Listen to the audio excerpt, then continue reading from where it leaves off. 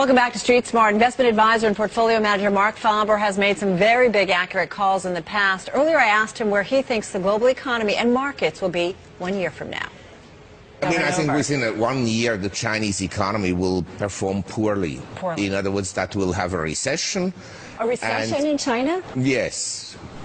Whereby, a recession in China could be a technical recession. If you go and slow down from a growth rate of, say, 10% to a growth rate of 3%, there is a recession. Right. And also, I don't believe in the growth figures that China publishes, because if you had adjusted nominal GDP for the true rate of inflation, then real growth is, of course, much slower. But, I want to tell you something that disturbs me in all emerging economies and in many other developed economies. For my taste, in front of luxury hotels, there are far too many Ferraris, Maseratis, Bentleys. Sign of the peak, that is or not what? a good sign. You should see depression when conditions are depressed. I see a boom everywhere. A boom everywhere. Yeah, except for the working class and except for the lower middle class. But among the well-to-do people, the wealth that is floating around and the prices you pay for high-end properties is incredible.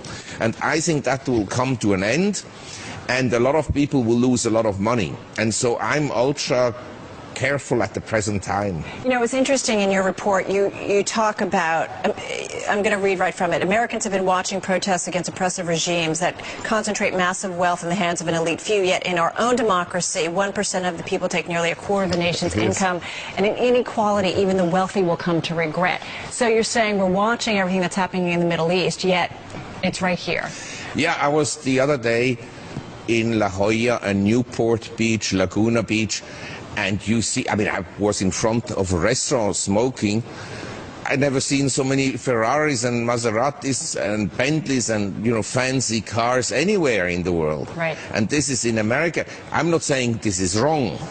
I'm not here a social observer.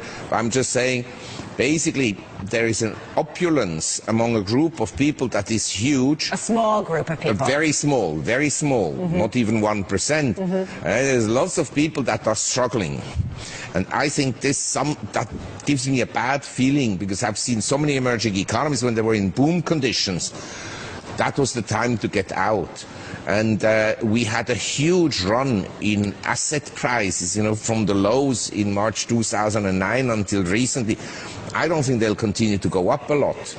I rather think that QE2 will come to an end, that we'll have a correction, and then we'll have more money printing, but it may not help the economy at all. I hate to bring it up, but I want to bring it up with you in terms of the fiscal position here in the United States. Yes, You've been very vocal. It's a catastrophe. It seems like everybody comes on and says nothing's going to be fixed here, but it's going to have to be fixed. Well, ultimately, Ultimately, it will be fixed when you have a crisis. But what is that crisis? David Stockman was on with us this week, and he said we need maybe a financial 9/11 to make the folks in Washington come together in terms of dealing with our deficit and our debt ceiling and getting spending and taxes. Is that what we need?